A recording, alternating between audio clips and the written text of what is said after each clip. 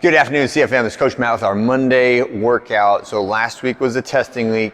This week we are calling a reload week, which is like, I'm just being silly.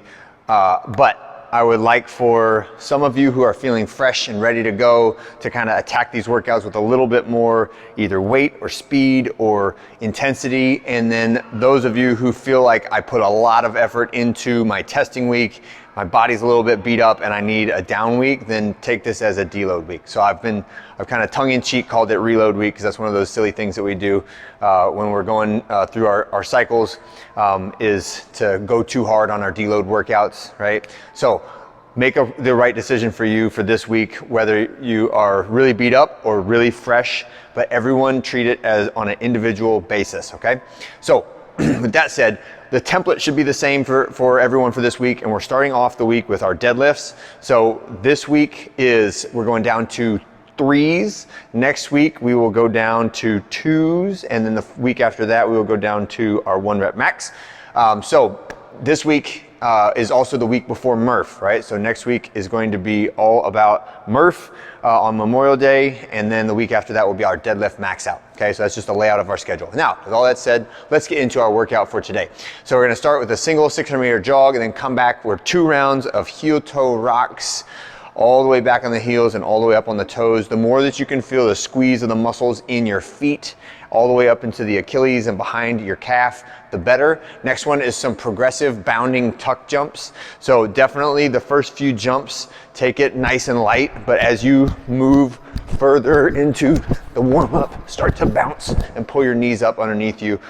Just make sure that every landing is soft and controlled. So you don't want to jump up high and then land flat-footed and stop the momentum or stop the rebounding action of those lower extremities. You want to use the foot, ankle, Achilles the way it was meant to be used, which is as a shock absorber and as a stored energy device that can turn force back around when it contacts the ground.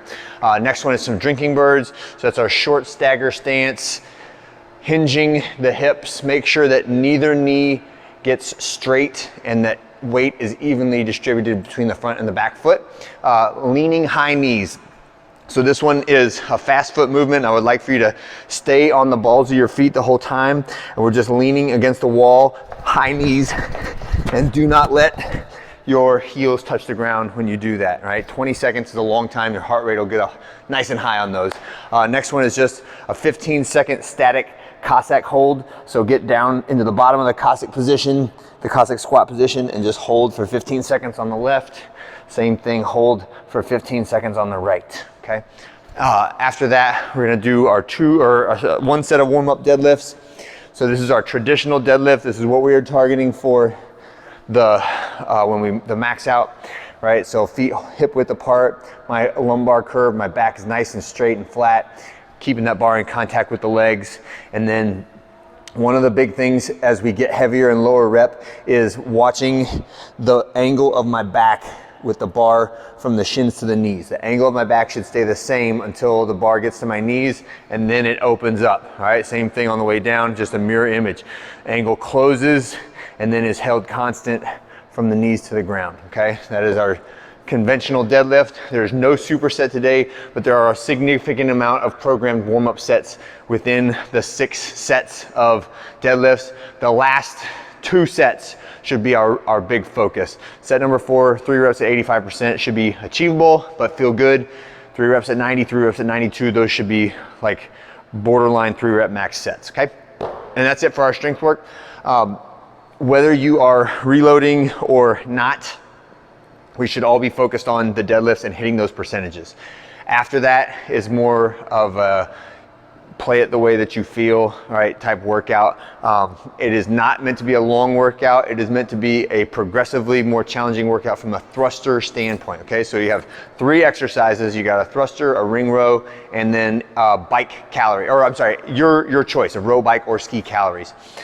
So the way the workout will work is I want you to pick a finishing weight, right, that will be challenging for a set of 4, or alternately. So like if you were doing the workout for high intensity. I would like you to pick a set of 4 thrusters that will be tough to do, all right? If you are reloading, deloading, then I want you to pick a lot lower, right? A medium weight thruster, but we're gonna have 3 weight increments on this workout. So pick the heaviest one first and then subtract 1 increment, subtract the second increment, and that's where you start with all of your weights ready to go around the bar, all right? So we'll say 3, 2, 1, go. We pick that bar up to the shoulders and we're doing 8 reps of a thruster, right? So that is the front squat and push press, okay? After my thrusters, set the bar down, and I go find my rings and I'll do my ring rows, right? Ring rows for a set of 8. And then every round, the calories on road bike or ski are gonna be the same. You can choose the same thing, you can rotate, it doesn't really matter what you do for your calories. It is an intermission in between the body weight and the weightlifting movements. On the second round, it's only gonna be 6 reps of the thruster, but I want the weight to increase 1 index, right? So that's probably a minimum of 10-pound jump, a maximum of like a 20 or 25-pound jump, okay? I don't want you to be like gigantic jumps, right? But make a significant enough jump that you feel the difference, and you're only doing 6 reps. Same thing on the last round, we're doing 1 final jump, and then we're doing a set of 4, and then a set of 16, and then again, that same 20 calories, 16 calories on the road bike or ski, okay? So some changes, some stays the same on this workout. It is technically for time. However, you, again, make a smart decision for you on the day that you come into the gym. If you need to like take it a little bit easy on this one to recover from last week, that is fine. I've said that way too many times, but all I'm trying to get across is I want you to make a smart decision. Don't try to force your body to do something that it shouldn't be doing today, but also hold yourself to a standard. If you're ready to go and you need this training, then knock it out, all right? That's it for Monday. I'll see you guys on Tuesday.